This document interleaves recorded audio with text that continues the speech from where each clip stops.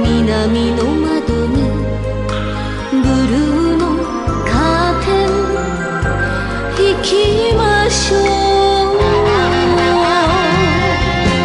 濡れたコートで濡れた体であなたは誰に会いに行くのかしら。雨が止んだら私は一人ドアにもたれて涙にむせる。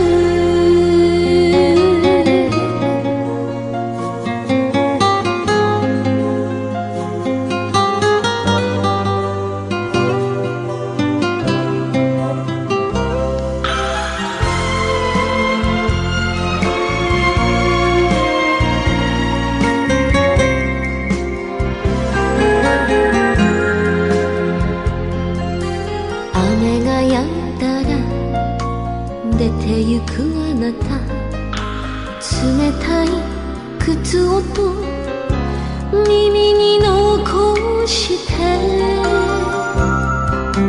あなたが作ったインクのシミを花瓶をずらして